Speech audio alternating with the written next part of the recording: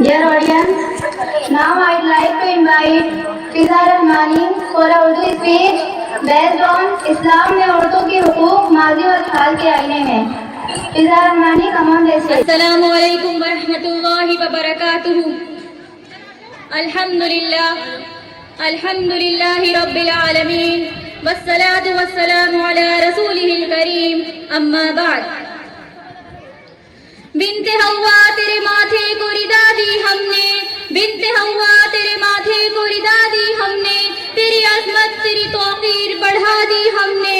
تجھ کو ایک بوجھ سمجھتے تھے زمانے والے، دفن کرتے تھے زندہ تجھ کو گھرانے والے. لوگ بازار میں تجھ کو نیلام کیا کرتے تھے، ایک کھلونے کی طرح تجھ کو لیا کرتے تھے. نور اسلام نے آ کر تجھے عزت بخشی، اسلام کی تعلیم دعائیں کو دی. جناب صدر، اساتذہ اکرام، بسامعین ادب، میری گفتگو کا محور ہے اسلام میں عورتوں کے حقوق ماضی و حال کے آئینے میں. حضرات، اسلام نے عورتوں کو جو حق دیے ہیں ان کو جاننے کے لیے آئیے تعصب کا چشمہ اتار کر اور عدل و انصاف کی اینک لگا کر دیکھیں کہ عورتوں کے تعلق سے ماضی کی تفریق اور حال کے افراد کے درمیان اسلام کا عادلانہ موقف کیا ہے.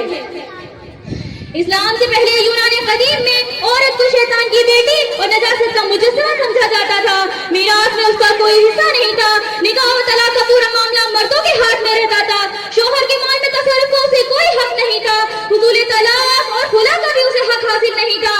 یہودیت میں باپ اپنی لڑکیوں کو فروخت بھی کر سکتا تھا. فلسفیوں نے عورتوں کو گناہوں کا سرچشمہ قرار دیا تھا. عیسائیت کا عقیدہ یہ تھا کہ عورت جہنم کا دروازہ ہے. ایسے نازک حالات میں رحمت للعالمین کی شکل میں امید کا ایک سورج نکلتا ہے جو عورتوں کے حقوق کی کرنیں اس طرح بکھیرتا ہے: الدنیا متاع وخیر متاعها المرأة الصالحة. دنیا کی تمام چیزوں میں سب سے بہترین چیز نیک عورت ہے.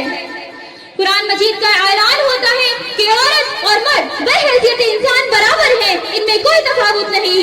لقد خلقنا الانسان فی احسن تقویم.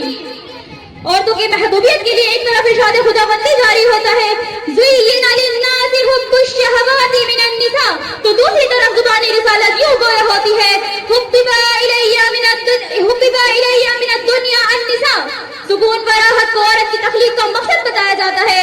وَمِنْ آيَاتِهِ أَنْ خَلَقَ لَكُم مِّنْ أَنفُسِكُمْ أَزْوَاجًا لِتَسْكُنُوا إِلَيْهَا. عورتوں کے ساتھ اچھی طرح زندگی گزارنے کے لیے ارشاد ربانی جاری ہوتا ہے: وَعَاشِرُهُنَّ بِالْمَعْرُوفِ. رسول اللہ صلی اللہ علیہ وسلم نے حسن معاشرت اختیار کرنے والے کو بہترین انسان قرار دیتے ہوئے فرمایا: خِيَارُكُمْ خِيَارُكُمْ لِنِسَائِهِ. عورتوں کے نان و نفقے کی ذمہ داری مرد کو دیتے ہوئے کہا جاتا ہے: لِيُنْفِقْ ذُو سَعَةٍ مِّن سَعَتِهِ. رسول اللہ صلی اللہ علیہ وسلم نے اسی مفہوم کو حجۃ الوداع کے موقع پر اس طرح واضح کیا: حقهن علیکم ان تحسنوا الیہن فی کسوتہن وطعامہن. ناگزیر مجبوری کی وجہ سے عورتوں کو خلا کا حق تفویض کرتے ہوئے کہا جاتا ہے: فلا جناح علیہما فیما افتدت بہ. حقوق نسواں کے علمبرداروں، جس طرح اسلام نے مرد کو اظہار رائے کی حریت سے نوازا، اسی طرح اسلام نے عورت کو بھی ضمیر کی آزادی عطا فرمائی. آپ صلی اللہ علیہ وسلم نے فرمایا: بیوہ یا مطلقہ عورت کا نکاح اس وقت تک نہ کیا جائے جب تک کہ ان کی اجازت نہ لے لی جائے. جہاں اسلام نے تعلیم کو مرد کے لیے فرض کیا، وہیں اسلام نے عورتوں کو بھی طلب العلم فریضۃ علی کل مسلم و مسلمہ میں شامل کیا. جس طرح مرد اپنے مال میں تصرف کا حق رکھتا ہے، اسی طرح اسلام نے عورتوں کو بھی ان کے مال پر مکمل ملکیت کا حق دیا. للرجال نصیب مما اکتسبوا وللنساء نصیب مما اکتسبنا. جس طرح مرد کو وراثت کا حقدار قرار دیا گیا، اسی طرح اسلام میں میراث میں عورتوں کا بھی حق مقرر کیا گیا. للذکر مثل حظ الانثیین. احکام الہی کے محافظوں، اسلام کا عورتوں پر یہ احسان ہے کہ اس نے ان کی حیثیت کو ہمیشہ کے لیے محفوظ و محترم بنا دیا. اسلام نے عورتوں کو پوچھا ہے بازار میں ماری ماری پھرانے کے بجائے ان کو عزت و وقار کے ساتھ گھر کی ملکہ بنا کر بٹھا دیا. اس راز کو عورت کی بصیرت ہی کرے فاش، اس راز کو عورت کی بصیرت ہی کرے فاش. مجبور ہے معذور ہے مردان خردمند.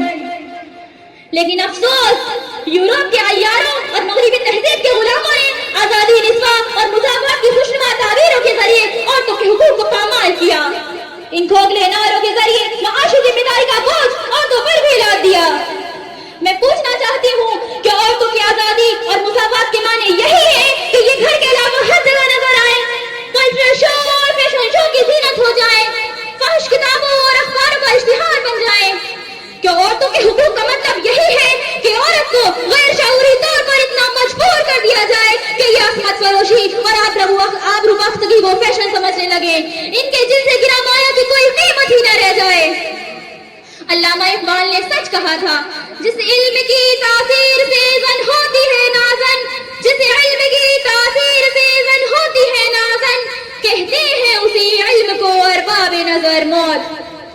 بہت خوب ماشاءاللہ، بہت فخر دے، بہت خوب ماشاءاللہ. میں اپنی بہنوں کو یہ دعوت فکر دے کر رخصت ہوتی ہوں. ابھی وقت ہے تو پہچان خودی کی کر لے، اپنے دامن میں سبھی موتی حیا کے بھر لے. اپنا معیار پھر تجھ کو بنانا ہوگا، مغربی طرز سے دامن کو بچانا ہوگا. ہاتھ میں گر تو اٹھا لے گی نشان عظمت، پھر تیرے پاس چلی آئے گی ساری عزت. وما علینا الا البلاغ. بہت خوب ماشاءاللہ، بہت اچھا، بہت